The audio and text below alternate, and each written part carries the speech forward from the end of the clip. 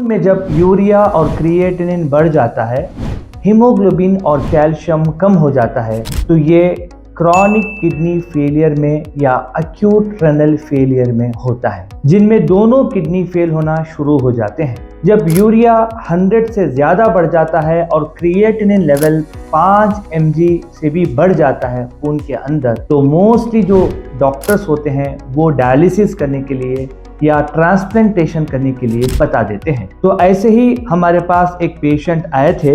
जब वो हमारे पास आए थे तो उनका यूरिया था 219 यानी 219 और इनका जो क्रिएटिनिन लेवल अगर आप देखोगे तो 13.90। जब ये हमारे पास 1 महीने की दवा खाए थे तो उनका जो यूरिया जो लेवल है वो 107 हो गया और क्रिएटिनिन 5.62 हो गया। यानी क्रिएटिनिन जो है कितना था 13.9 से 5.62 और यूरिया 219 से 107। ये कंप्लीटली क्यूर तो नहीं हुआ, बट फिर भी विदाउट डायलिसिस के सिर्फ यूनानी हर्बल मेडिसिन से, without any transplantation, without dialysis patient का यूरिया क्रिएटिनिन ब्लड में कम होना, ये खुद भी एक बहुत बड़ी बात है विदाउट एनी साइड इफेक्ट के। और हमारे पास जो एलोपैथिक मेडिसिन यानी इंग्लिश मेडिसिन जो इस्तेमाल करते हैं वो बंद नहीं करना है। जैसे किसी को डायबिटीज की वजह से किडनी फेल होता है या हाइपरटेंशन की वजह से किडनी फेल होता है, तो डायबिटीज की, हाइपरटेंशन की जो दवाएं वो ऑलरेडी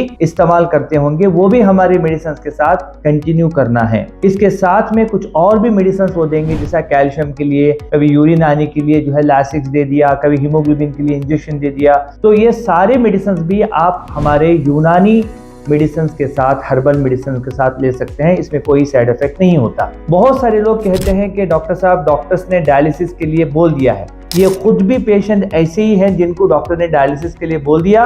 और इसके अलावा बहुत सारे जो, अगर आप मेरे चैनल में देखोगे, बहुत सारे जो पेशेंट्स को भी डॉक्टर्स ने डायलिसिस के लिए बोला था, मगर अल्लाह के करम से अल्लाह ने जो दवाओं के अंदर शिफा रखी है, उनका यूरिया क्रिएटिनिन 2-3 महीने के अंदर कम होना स्टार्ट हो गया।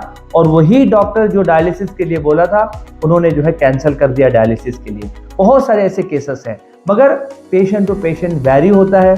तो आपको अगर जो है यूनानी मेडिसिन लेना है, आप लेना चाहते हैं, तो आप अपने जो रिपोर्ट्स हैं पहले आप व्हाट्सएप के ज़रिए से अपने हॉस्पिटल के नंबर पे भेजिए।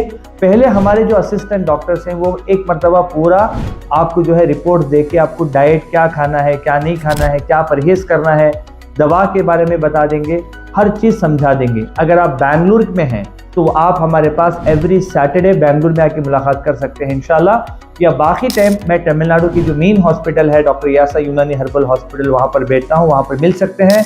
या बहुत दूर हैं तो आप डायरेक्टली पहले जो है रिपोर्ट भेज के वीडियो कॉल करके बात करके बाद में दवाएं आप पोस्ट के जरिए से भी ले सकते हैं। मगर हमारी दवाओं के साथ परहेज करना ज़रूरी है। वो परहेज दवाओं के लिए नहीं है बल्कि बीमारी के लिए, जो ऑलरेडी किडनी फेलियर है। तो इसमें बहुत सारी चीज़ें मेरे चैनल पे मैंने बताया है कि पोटाशियम नहीं लेना है, प्रोटीन कम इस्तेमाल करना है, फास्फोरस की चीज़ें कम करना है, वाटर इनटेक की जो क्वांटिटी है, नमक की क्वांटिटी है, ये सारी चीज़ें मेरी ऑलरेडी एक वीडियो है जो है डाइट के ऊपर, परहेज के ऊपर, वो भी आप हमारे स्टाफ के साथ मंगवा सकते हैं या यूट्यूब चैनल में आप देख सकते हैं।